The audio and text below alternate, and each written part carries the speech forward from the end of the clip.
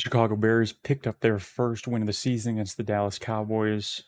I'm here to tell you what this means for the Bears for the rest of their season looking forward. Let's get into it.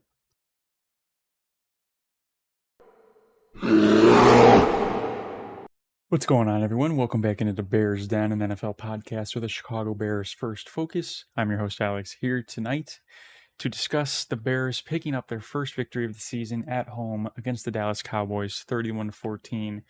The Monday night game between the Lions and the Ravens just ended. I wanted to save this video until after the Lions game because that was going to impact a little bit of my breakdown depending on how Detroit looked. It's clear that the Bears played two good teams to start the season, right? We knew that last year that Minnesota won 14 games and Detroit won 15 games. They were competing for the 1 seed and for the NFC North last year. Of course, they had J.J. McCarthy in for the Minnesota Vikings, and the Bears got the belt from Detroit. But it's clear that after what Minnesota did to Cincinnati this weekend and how Detroit just beat Baltimore by 2 scores, that those are two very good teams in this league. So if you had asked me 3 days ago how I felt that the Bears were 0-2, or if the Bears were going to win this week, how would I feel that they were 1-2, I would tell you probably not great. But after week 3 and after seeing the results of the other games, I feel pretty good. The season is alive. This was a must-win game for the Chicago Bears for a multitude of reasons. First off, if you start 0-3, your season's essentially over, right? With how tough the league is nowadays, how many good teams there are, and how tough this division is alone, it was going to be an impossible battle to kind of dig our way out if we were sitting at 0-3. So the Bears won and kind of eliminated that aspect. It was important because if the Bears were to lose this game against Dallas, if they had lost and Ben Johnson had been outcoached by Matt Eberflus, the city would have been so loud. And there would have been a ton of national media attention on the Bears, on Caleb Williams, on Ben Johnson, so on and so forth. So the Bears win 31-14 at home. Caleb Williams, 19 of 28, 298 yards, averaging 10.6 yards a pass, 4 touchdowns, 0 picks, 0 sacks, and that's the very important number. For the first time in his career in the NFL, Caleb Williams has played a full game without being sacked. Last week I made a video saying that Caleb Williams and the offense in general just needed time, that we needed to be patient as Bears fans. And some of you guys were in the comments saying that I was making excuses, that,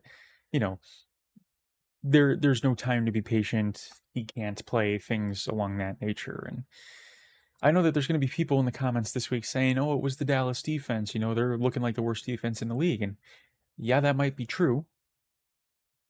But this is what good teams, good quarterbacks, good offenses do against bad defenses, right? How many games in the past have we seen the Bears play against a known bad defense? And the Bears score 14 points, 16 points, 10 points, so on and so forth. Caleb Williams is extremely efficient. And the offensive line, which is 60% new, did their job.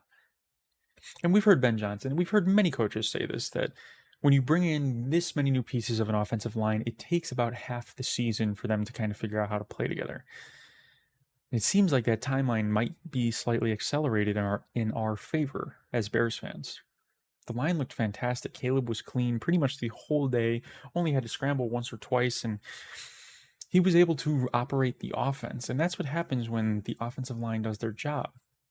Because we know the weapons on this team are super, super talented. We're witnessing a wide receiver 1 breakout right now with Rome Odunze, who had another touchdown this year. 4 touchdowns in 3 games. It's impressive. With all the talent and all the talent that was brought in with Colston Loveland and Luther Burden, we needed to be able to protect. And Braxton Jones, who I've been critical of this season and last season, played one of the best games of his professional career this past week, where he did not give up a single pressure. So as the team becomes more confident in themselves, more comfortable in the Ben Johnson offense, the results are starting to improve. And if I pull up Caleb Williams' stats here, there's improvement every single week. Week 1, 60% completion percentage. Week 2, 63.5% completion percentage. Week 2. Week 3, 68% completion percentage. Week 1, 210 passing yards. Week 2, 207. Took a little step back. Week 3, 298. Week 1, 1 touchdown. Week 2, 2 touchdowns. Week 3, 4 touchdowns.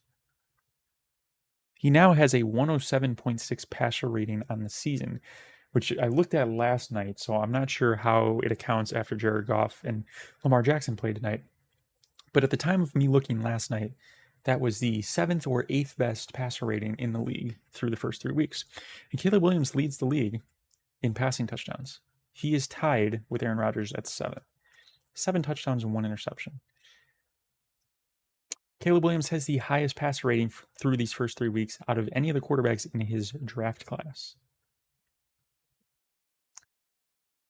I told you guys, Caleb Williams needed just a little bit of time. So much offense, so much new being brought in, new players around him. It takes time.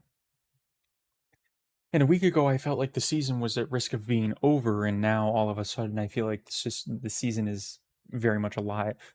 The Bears will go to Las Vegas to play the Raiders in Week 4 at a 3:30 game, and that's a very winnable game. A Vegas team that just gave up 40 points to Marcus Mariota, the backup in Washington. It's a very winnable game. But it wasn't just a fantastic day for the defense and for the offense and for Caleb Williams. It was a fantastic day for the defense as well. 4 takeaways. It was concerning against Detroit watching them get gashed and give up big plays. And there were a few plays here and there that were big that they gave up against Dallas. But they were able to get after Dak, force some errant throws. I thought Tyreek Stevenson really returned to his rookie season form, played one of the best games of his career, if not the best game of his career. I thought Nahshon Wright held his own for the majority of the game. Tremaine Edmonds obviously came out with his career best in tackles. I want to say he had 16 tackles. I could be wrong. 15 or 16, which was his career best. And he had 2 interceptions. And I saw this stat today. Since 2023, when Tremaine Edmonds was signed to the Bears, so if we go back to 2023, he leads all linebackers in the NFL with interceptions. So I've been very critical of Ryan Poles, but he gets credit there. The Tremaine Edmonds move was fantastic and has been great for this team. I will say that is a trade that he did an exceptional job on. I know that many people might disagree. We're fans of Roquan Smith. But we got Tremaine Edmonds and TJ Edwards for the price of Roquan Smith, and both have been elite at their positions for our team. So the Bears are 1-2, go to Vegas next week, with a chance to go 2-2 into the bye. And I bet if you asked a lot of people, whether it was people in the national media, Bears fans, NFC North fans, to look at our schedule 4 months ago and say, what's the team's record going to be going into the bye? Many people probably said 2-2 with losses to Minnesota, Detroit, or, maybe losses to Dallas and Detroit, whatnot. But 2-2 was a reasonable prediction. And if the Bears can win this game next week against Vegas, where they have a real chance, going into the bye 2-2, it's not that bad.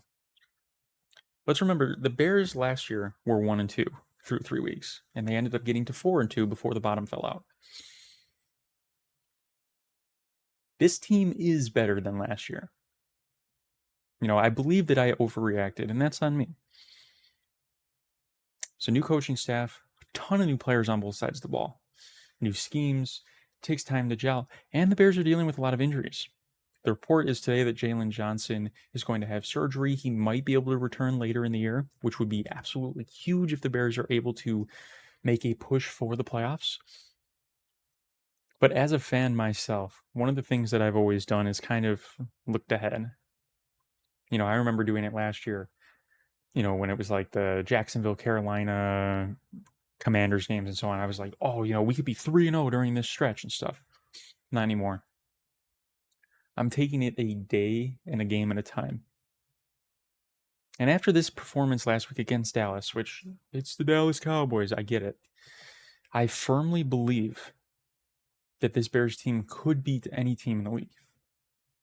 I also firmly believe that this Bears team could lose to any team in the league. So this is a week-by-week situation here, a week-by-week team. But they showed the fight. They showed that they cared, and you could tell on the defense, there was a lot of guys on the defense that wanted to go out there and stick it to Matt Eberflus. There was more energy in this game. There was more fight. And this is huge because the Bears have proven to themselves now that they can do it. The Bears were not favorites in this game against Dallas. They were underdogs at home. And they clearly heard that and saw that and went and proved the league wrong.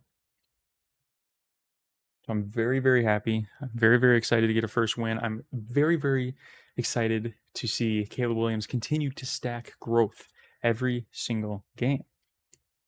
And I remember doing a prediction video earlier in the offseason saying that this was a big year for Caleb Williams' growth, and it's not going to just be linear, right? There's going to be good games. He's going to stack some games. There might be a rough game. But the aggregate through the season, we want to see growth. And through 3 games, he's gotten better every single game. From an 86.6 passer rating in week 1 to a 91.9 in week 2 to a 142.6 in week 3. He is playing like one of the best quarterbacks in the league right now. Give it time. The Bears are off to Las Vegas to play a Raiders team that just got beat down by a backup quarterback in Washington. This is a very, very vulnerable team that the Bears can take advantage of here and go to 2-2 right before the bye. It would be a massive game. It's a must-win. It's a must-win game. You don't want to drop to 1-3. So it's a must-win game, but I believe the Bears can do it.